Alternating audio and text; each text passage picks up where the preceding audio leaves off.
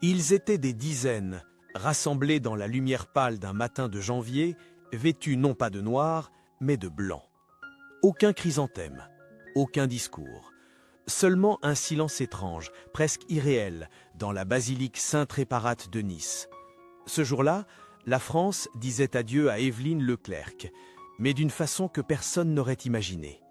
Une dernière volonté précise, implacable. Pas de fleurs, pas de larmes, pas de noir. Juste des dons pour la recherche contre le cancer et une robe blanche pour sa fille unique, Céline Olive. Celle qui avait enchanté des millions de foyers avait choisi un départ sans applaudissements, une disparition discrète, froidement orchestrée. Mais qu'essayait-elle de nous dire en partant ainsi ? Avant de devenir l'un des visages les plus lumineux de la télévision française, Évelyne Leclercq n'était qu'une petite fille réservée grandissant à Calais, loin des projecteurs. Née dans une famille modeste du Nord, elle découvre très tôt deux mondes parallèles, celui de l'apparence et celui du silence. Sa mère, très pieuse, impose une éducation stricte, fondée sur les valeurs du devoir et de la discrétion. Évelyne apprend à se contenir, à sourire même lorsqu'elle n'en a pas envie. Elle comprendra bien plus tard que ce masque de bienséance deviendrait son plus puissant outil. Adolescente, elle se passionne pour la danse classique. Elle entre dans une école de formation artistique à Paris, puis devient brièvement professeure de danse.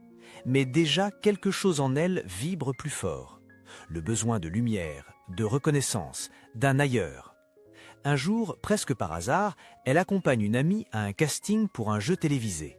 Elle ne postule pas, mais sa présence attire l'attention d'un assistant de production. Quelques semaines plus tard, elle est rappelée. Sans expérience, mais avec un sourire qui perce l'écran. Les premiers temps sont chaotiques. Évelyne balbutie à l'antenne, enchaîne les petites apparitions sans réelle consistance. Mais elle apprend vite, très vite. Son naturel fait mouche, sa voix douce rassure, son visage devient familier. Au fil des émissions, elle tisse une relation particulière avec le public, faite de simplicité et d'élégance. À une époque où la télévision française reste dominée par des hommes, elle incarne une féminité rassurante, sans provocation. Pourtant, en coulisses, la solitude ne la quitte jamais vraiment. Peu de collègues se souviennent de confidences. Elle parle peu d'elle-même. Lorsqu'on lui pose des questions sur sa vie privée, elle détourne l'attention avec une pirouette, un rire léger. Cette attitude n'est pas une stratégie médiatique, c'est un mécanisme de protection ancré depuis l'enfance. Le besoin de tout contrôler, de garder le chaos bien enfermé à l'intérieur. Ses rares proches racontent une Évelyne secrète, hypersensible, parfois mélancolique, qui redoutait les conflits et fuyait les drames. Elle n'aimait pas les confrontations, ni dans sa carrière, ni dans sa vie amoureuse. Une fois, dans une interview pour Tel 7 jours dans les années 90, elle glisse presque involontairement « On peut être très entouré et pourtant terriblement seul ». Ce sera l'une des rares fois où elle laissera entrevoir une faille. Ce mélange complexe, force tranquille, douceur publique et intériorité farouche, constitue le socle de son identité. Rien n'est jamais laissé au hasard, même ses silences ont du sens, même ses absences sont des messages codés. C'est cette femme, façonnée par l'exigence maternelle et l'obsession de la pudeur, qui allait bientôt conquérir le cœur de millions de Français. Mais déjà, dans les interstices de son ascension, un soupçon planait. Et si ce besoin de lumière n'était qu'un camouflage ? Et si derrière la présentatrice parfaite se cachait une femme qui, toute sa vie, avait appris à disparaître sans bruit ? Au tournant des années 1980, Évelyne Leclercq devient une figure incontournable du petit écran. Mais ce n'est pas un coup de chance. C'est le fruit d'une stratégie discrète, rigoureuse, presque militaire. Elle ne se précipite jamais sur les plateaux. Elle attend les opportunités justes. Elle sélectionne ses apparitions avec soin. Puis, un jour, tout bascule. TF1 lui propose de co-animer Tournée Manège, une émission de rencontre diffusée à une heure de grande écoute. C'est une révélation. Le format est simple, presque naïf. 3 hommes, 3 femmes, un rideau et des questions. Mais Évelyne y insuffle une légèreté, un humour tendre, une bienveillance rare. En quelques mois, elle devient la marieuse préférée des Français. L'émission rassemble plus de 7 millions de téléspectateurs par soir. TF1 la sacre reine des fins d'après-midi. Ses répliques font mouche, sa gestuelle devient iconique, et surtout, son sourire, inlassable, présent même quand le jeu devient répétitif. Un sourire qui devient une signature, mais aussi une barrière. On la voit, on l'entend, mais on ne la connaît pas. Le succès est massif, mais Evelyne garde la tête froide. Elle refuse plusieurs propositions de prime time, décline des contrats publicitaires. Ce qui l'intéresse, ce n'est pas la gloire, c'est la stabilité, la maîtrise. Dans un milieu hyperactif, elle se démarque par son calme absolu. Pas de scandale, pas de photos volées, pas de rumeurs sulfureuses. Et pourtant, cela intrigue. Car plus elle devient célèbre, plus son silence personnel devient une anomalie médiatique. Qui partageait sa vie? Pourquoi n'accordait-elle aucune interview en dehors de la promotion? Pourquoi ne parlait-elle jamais de sa fille? La presse tente de percer le mystère. En vain. Evelyne devient une énigme nationale. La femme que toute la France croyait connaître restait au fond une inconnue. C'est peut-être ce paradoxe, la proximité télévisuelle et la distance réelle, qui a fasciné une génération entière. Dans les coulisses, Evelyne Leclerc observe tout. Rien ne lui échappe. Elle comprend vite que la télévision n'est pas seulement une question de talent, mais de timing, d'image et surtout de contrôle. Elle devient maître dans l'art de se fondre dans les attentes du public tout en gardant ses zones d'ombre inviolables. Dans les années 1990, alors que la télévision française commence à se transformer sous l'impulsion de chaînes privées, elle refuse de se plier aux nouvelles tendances. Télé-réalité, voyeurisme, format racoleur. Elle préfère s'éloigner plutôt que de trahir l'élégance qui a fait sa réputation. Elle continue cependant à apparaître dans quelques programmes emblématiques, jeux télévisés, émissions caritatives, débats de société. À chaque fois, elle incarne une forme de nostalgie rassurante. Evelyne devient une mémoire vivante de l'âge d'or de la télévision bienveillante. Le public l'admire pour sa constance, ses collègues pour sa discrétion et les producteurs pour sa fiabilité. Mais à mesure que les années passent, ses apparitions se raréfient. Elle refuse les invitations à des émissions de confession, décline des projets de biographie et n'assiste plus aux soirées de gala. Certains pensent qu'elle est simplement fatiguée, d'autres murmurent qu'elle cache un mal plus profond. Une chose est sûre, Evelyne contrôle toujours son image avec une précision presque chirurgicale. Vers la fin des années 2000, elle disparaît complètement de la sphère médiatique. Aucune annonce, aucun adieu public, un silence total. Pas même un post sur les réseaux sociaux. Pour une génération entière, c'est une disparition. Pour ceux qui la connaissaient vraiment, c'était un retrait prémédité, une sortie de scène, sans rappel. C'est dans cette absence programmée que naît le vrai mystère, car plus personne ne sait qui elle est devenue. La femme la plus solaire du PAF semble s'être évaporée, comme si la célébrité n'avait jamais été qu'un entrain temporaire. Et pendant ce temps, quelque chose se préparait, quelque chose que personne ne soupçonnait encore. Le retrait soudain d'Evelyne Leclerc du paysage audiovisuel n'a jamais été expliqué, ni par elle, ni par son entourage. À partir de 2010, plus aucune apparition publique, plus de télévision, plus d'interviews, rien. Seuls quelques paparazzis, parfois, capturent une silhouette discrète dans les rues de Grasse, voilée sous un chapeau, lunettes opaques sur le nez. Elle ne regarde jamais la caméra, elle fuit. Mais que fuyait-elle vraiment? La maladie, le regard des autres ou simplement la vérité? Selon plusieurs anciens collègues, Evelyne aurait commencé à se replier sur elle-même bien avant son départ définitif. Déjà dans les studios de TF1, à la fin des années 90, elle évitait l'éloge commune. Arrivait en dernière minute, repartait sans saluer. Une présentatrice raconte « Elle était polie mais lointaine. On avait l'impression qu'elle tenait à ce que personne ne s'attache à elle. » Cette volonté de distance n'est pas anodine. Elle marque une rupture progressive entre Evelyne et l'univers qui l'a consacrée. Des rumeurs circulent. On chuchote qu'elle aurait été trahie par des proches, qu'une brouille l'aurait opposée à un producteur influent. D'autres évoquent une grave dépression dissimulée derrière des apparences impeccables. Mais rien ne filtre réellement. Evelyne n'est pas du genre à laisser de traces. Elle efface, elle camoufle, elle referme les portes. Une autre question taraude les journalistes de l'époque. Pourquoi ne parle-t-elle jamais de sa fille, Céline Olive? Les deux femmes n'apparaissent presque jamais ensemble et lorsqu'on l'interroge sur sa vie de famille, Evelyne répond systématiquement « Je préfère parler des autres, pas de moi ». Cette pudeur extrême alimente les fantasmes. Certains médias vont jusqu'à suggérer un éloignement affectif, voire un conflit larvé. Pourtant, Céline, interrogée bien plus tard, dira simplement « Ma mère n'a jamais voulu que je vive dans son ombre. Elle m'a protégée ». Une déclaration pleine de tendresse, mais aussi de mystère. Puis, il y a ces lettres, des correspondances manuscrites retrouvées dans les affaires personnelles d'une amie proche, Charlotte Julian. Evelyne y écrit, à l'encre bleue, « J'ai peur que si je commence à parler, je ne sache plus m'arrêter ». Une phrase énigmatique, presque prophétique. Était-ce un aveu de douleur, un secret gardé trop longtemps, ou simplement une manière de dire que certaines vérités ne peuvent pas être partagées sans tout détruire?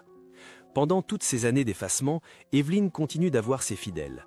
Jean-Pierre Foucault, Fabienne Egal, quelques figures de l'ancien pas fait.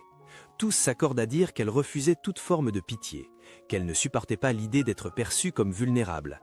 Mais cela même, ce rejet de la compassion, n'est-il pas déjà un signe d'une blessure plus ancienne? À Grasse, où elle s'installe définitivement dans une maison discrète entourée de lavandes et d'oliviers, Evelyne Leclerc devient presque une légende vivante, absente. Les voisins l'aperçoivent rarement. Elle ne reçoit presque personne, sauf de temps à autre sa fille, Céline, ou une vieille amie de Paris. Elle passe ses journées à lire, à écrire, à marcher seule en fin d'après-midi. Certains affirment qu'elle parle parfois toute seule dans son jardin, comme si elle récitait des textes oubliés. D'autres évoquent des silences pesants, des regards perdus. Mais personne ne pose de questions, par respect ou par crainte de briser le fragile équilibre qu'elle semble s'être construite. Cette invisibilité volontaire s'accompagne d'une série de décisions étranges. Elle vend une partie de ses biens à Paris, refuse des hommages télévisés, décline même une invitation à un documentaire sur les pionnières de la télévision française. À chaque fois, elle répond par la même phrase « Laissez-moi tranquille », non pas avec agressivité, mais avec une lassitude résignée. Comme si elle savait que l'image qu'on voulait restituer d'elle n'avait plus rien à voir avec ce qu'elle était devenue. C'est à cette époque qu'apparaît un autre indice troublant. Elle commence à classer méthodiquement tous ses papiers, à numériser ses archives, à trier ses photos. Mais pas pour les publier, pour les faire disparaître. Selon une amie de longue date, Evelyne aurait même brûlé plusieurs carnets intimes. Lorsqu'on lui demande pourquoi, elle aurait simplement répondu « Ce qui a compté pour moi n'a pas besoin d'être compris par les autres ». Dans ses rares courriers, elle évoque aussi un regret récurrent, ne pas avoir osé vivre certains amours, ne pas avoir assez dit ce qu'elle ressentait. On m'a cru heureuse parce que je souriais, mais j'étais souvent juste polie avec la vie. Cette phrase, retrouvée sur une carte envoyée en 2018 à une ancienne maquilleuse, hante ceux qui l'ont lue. Était-elle passée à côté d'une grande histoire? Avait-elle renoncé à elle-même pour préserver une image? Tout semble indiquer qu'Evelyne Leclerc a passé ces dernières années de déconstruire, pièce par pièce, ce que la télévision avait érigé autour d'elle. Non pas par amertume, mais par besoin de vérité. Une vérité qu'elle ne voulait pas livrer aux caméras, mais à l'oubli. Et plus les indices s'accumulent, plus une impression vertigineuse s'impose. Et si sa disparition médiatique n'avait jamais été une fuite, mais une mise en scène? Le 30 décembre, dans une maison provençale dissimulée entre deux collines de Grasse, Evelyne Leclerc s'éteint à 72 ans. Aucun communiqué immédiat, aucun bandeau sur les chaînes d'infos. L'information ne filtre que plusieurs jours plus tard, dans un simple faire-part rédigé par sa fille, Céline Olive. Aucun mot superflu, juste une date, un lieu et une consigne. Pas de fleurs, pas de noir, uniquement des dons pour la recherche contre le cancer.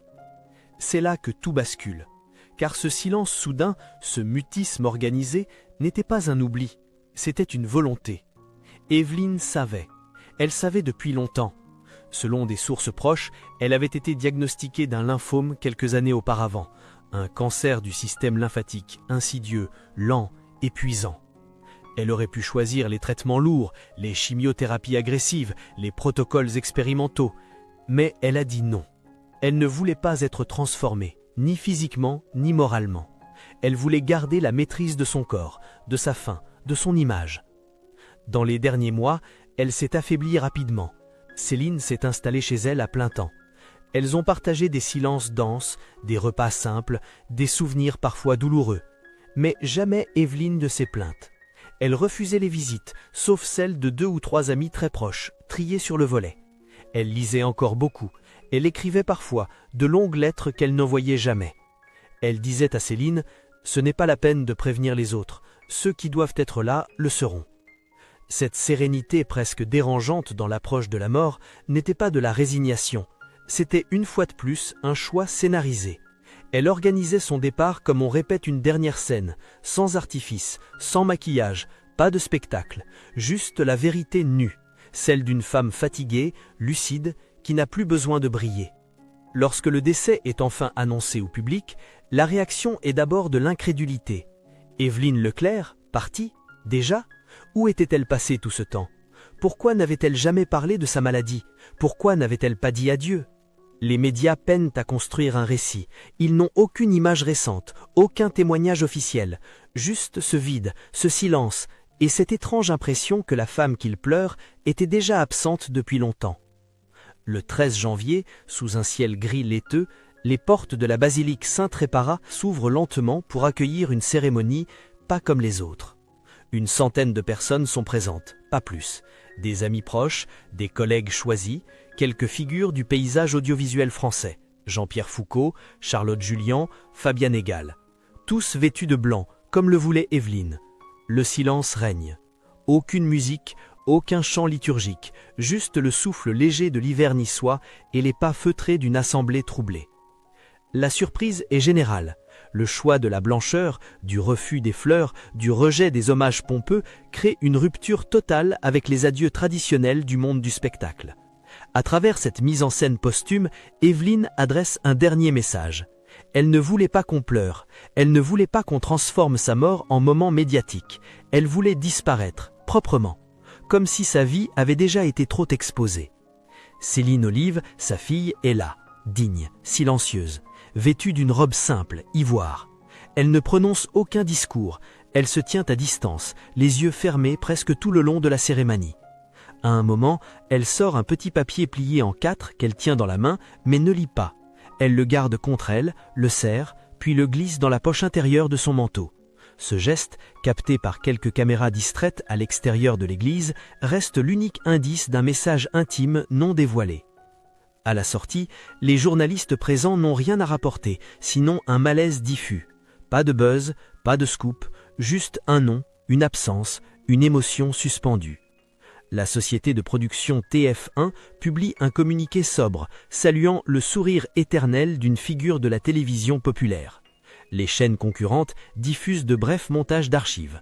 Mais tout cela semble dérisoire face à la radicalité du silence que Évelyne laisse derrière elle. Plusieurs jours plus tard, un chroniqueur de France Télévisions écrit « C'est la première fois qu'une star meurt en refusant qu'on parle d'elle. Évelyne Leclerc a transformé son décès en un dernier acte d'effacement.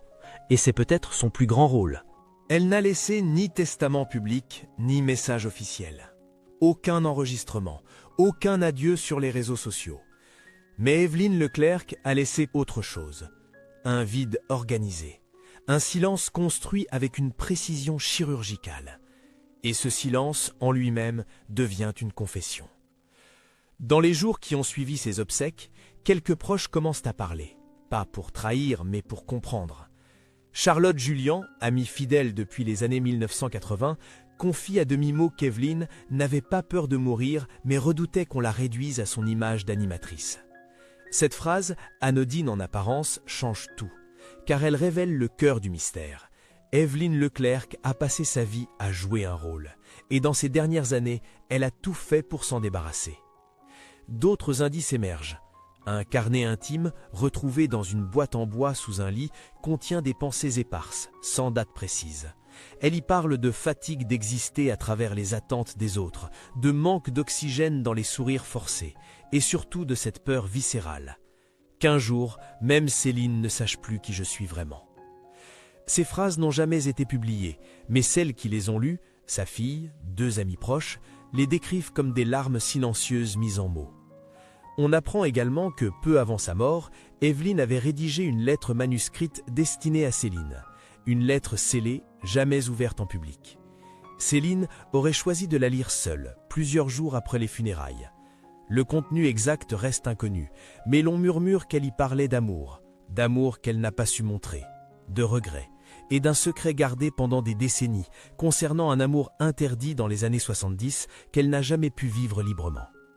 Ce n'est pas un coming out, ce n'est pas une révélation scandaleuse, c'est un murmure posthume, une main tendue vers sa fille, vers elle-même, vers la vérité.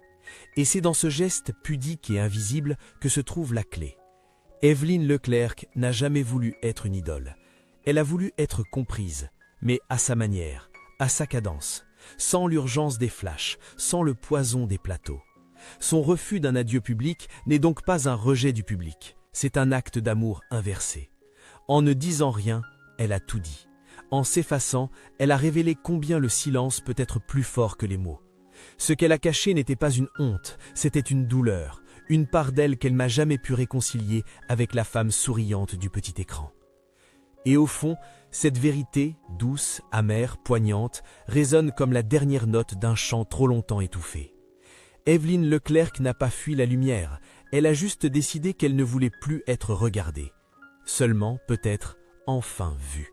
Évelyne Leclerc n'a pas eu besoin d'un scandale pour marquer les esprits, ni d'un livre de révélation, ni d'une grande déclaration finale. Elle a fait quelque chose de plus rare, de plus subversif. Elle a repris le contrôle de son récit, en choisissant de ne pas le terminer. Son dernier acte, parfaitement orchestré, ne visait ni à choquer ni à provoquer. Il visait à redonner du sens. En refusant le noir, elle a réhabilité le blanc. En refusant les fleurs, elle a offert l'espoir à la recherche médicale. En refusant les caméras, elle a redonné de la valeur à l'intimité. Ce n'était pas une fuite, c'était une déclaration d'indépendance. Mais cette disparition maîtrisée a aussi laissé une question suspendue. Que reste-t-il d'une vie quand on choisit d'en effacer les traces visibles ? Évelyne ne voulait pas de statue, pas d'hommage, pas de commémoration. Pourtant, son absence criante devient une présence. Sa retenue devient un cri, sa pudeur un miroir pour nous tous. Dans un monde obsédé par la transparence, elle nous rappelle que le mystère est parfois la forme la plus noble de la vérité, que le silence peut être un refuge ou une révolte, ou les deux à la fois. Aujourd'hui, alors que les projecteurs se sont éteints et que le rideau est tombé une dernière fois, une pensée persiste. Et si c'était ça sa plus belle leçon ? Refuser de tout dire, refuser d'être possédé, rester libre jusqu'au bout. Car au fond, Évelyne Leclerc n'a jamais vraiment quitté la scène, elle a juste changé de rôle. Et dans le silence qu'elle nous laisse, résonne une question troublante, presque douloureuse. Avons-nous vraiment connu la femme derrière le sourire ?